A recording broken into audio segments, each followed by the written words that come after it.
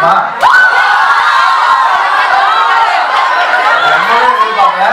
At least நான் post இதெல்லாம் டிஃபரெண்டா இருக்கு. சரி, வேற என்ன குரூப் பிடிக்கும்?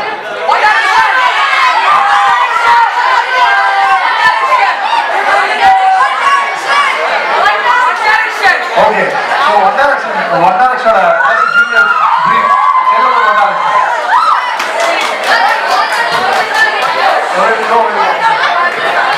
Fine, we'll come back later. Thank you.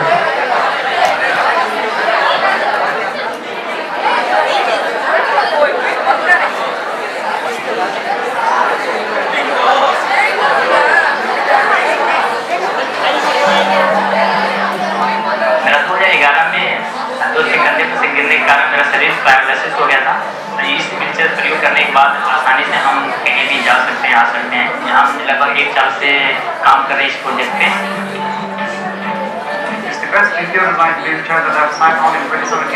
पहले हम व्हीलचेयर से हम जो मैराथन करते थे उसमें बहुत ज़्यादा समय लगता था। इस व्हीलचेयर से प्रयोग करने के बाद टाइमिंग है वो बहुत कम हो गया। एक गाड़ी आती है जो कि इस व्हीलचेयर में आसानी से हम सेट कर सकते हैं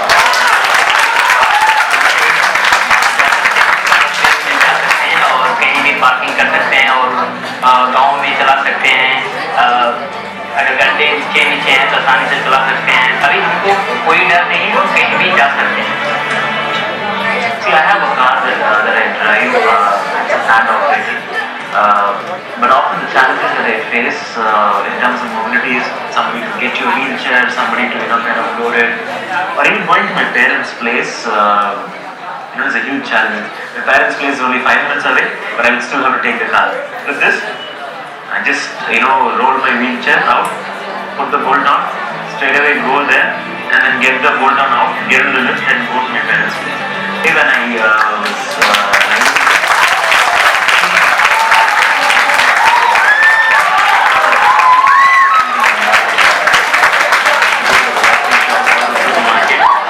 my wife is going to keep my back safe, and I have no excuses.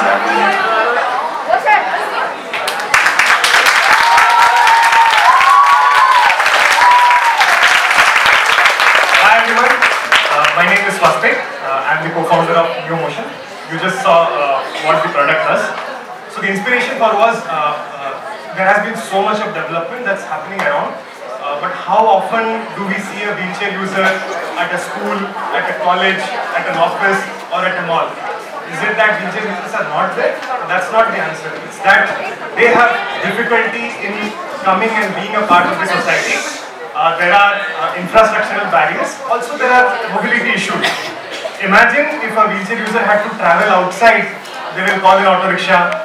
They will shift and transfer onto that. They will take somebody's help.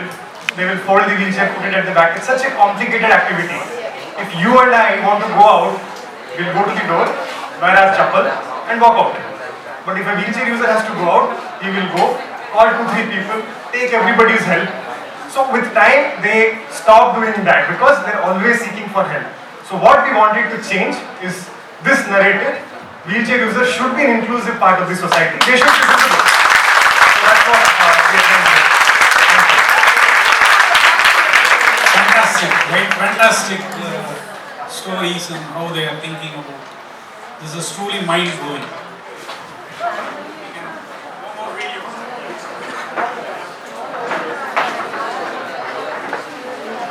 I have one point to make about GUI. I was recently at a speech, Professor Ashok Jhunjhunwala, who envision IITM research work where all the food startups are incubated. It is probably India's best known incubator.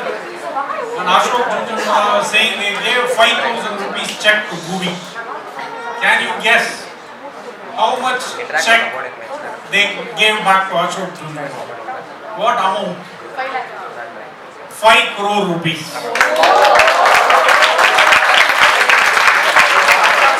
The thing is, it's just, and their story, maybe they will share, it just blew my mind, all these 4 stories. Hopefully we'll be able to extract some of these lessons today. It's very inspiring for me to be on the same stage as these young people. I'm just very overwhelmed by my emotions today. So I'll request each one of them to speak about How did they get such ideas? These are the most daunting problems we have always faced in this country, probably in the world too. So I would like each one of them to speak about what is the trigger for your idea. How did you think of it? And please keep it brief so that we can extract more lessons out of it. Sure, sure. I think that's a very. Are people at the back listening? Yes. Can I have your attention? Yes, thank you. Okay. So how I started into this.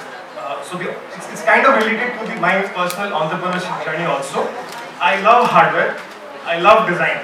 In school, I used to enjoy science exhibition, social science exhibition. I love building things. That was what my interest. I got into IIT. I spent my 5 years doing the same thing. Different robotics, different, so many different activities was there. So that's how I spent my time. As a part of my final year project, I wanted to do something similar. Coincidentally, I met Professor Sujata Srinivasan, with whom I work. She specializes in this area. I was introduced into this field purely by incidents, purely as a coincidence. Like I wanted to build a hardware, I bumped upon this area, and once I had built a prototype, I realized how much importance my work actually has. So it's not that if I just left it over there, it's of no use. It just stays as a project. It does not have any outcome. So the key was to take that work forward and to bring it to a logical conclusion. So my answer is very simple. I kept on trying different things. Something I did inspired me, and I thought I should go forward and do my bit in contributing to the society in the way which I like. So that's how I got into it. Okay. So I love teaching programming. Okay, that's one of my passion, even in my school and college days. So in college, I used to be the guy who around people used to do the sit around and understand before the exam, right? So most of the time we learn more from our friends and before the day of the exam, right? I used to teach the algorithms and data structures to my friends before the exams, understanding about writing, right? There it solved the problem of making them pass or clear the exam. It went on, but after that I went into PayPal, worked there for 10 years as a development technologist. Then over a period when we went for the recruitment, right, we saw the problem of employability. So people who learn programming, they are not able to deliver their best in the interviews, or they are not able to showcase what they have actually learned in programming. It's more like mug up, people buy out the coding and then they come and write the program. They don't really create some value over there. So to solve the problem, we actually formed a group to teach them how to crack technical interviews, okay, which they can use it to get employable. But the differential factor was, when instance because of the closer group, we taught them in the native language, and we said that I gave him the best video to learn. James Gosling, who is the inventor of Java, to learn Java, but they didn't understand it. He came back and said, I don't understand anything, bro. Then we said, okay, we will give you, I just spoke to him over the phone in 10 minutes in the same concept, vernacular language. He was able to understand and reciprocate the same to me, and God was with me. So that's why we found that, okay, this is helping out. So we created the content and we put it in YouTube so that he can access it, whether he learned it or not. Since it was in YouTube, it was accessed by 1 million people and 5,000 subscribers. That's what we understood. There is a need for this, and there is a problem, not just to our local audience, it's a global problem. Right? So that's when we understood the need and then started this.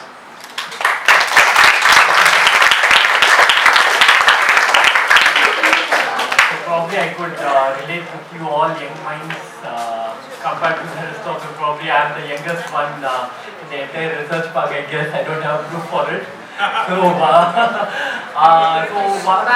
just came out of school from 2016.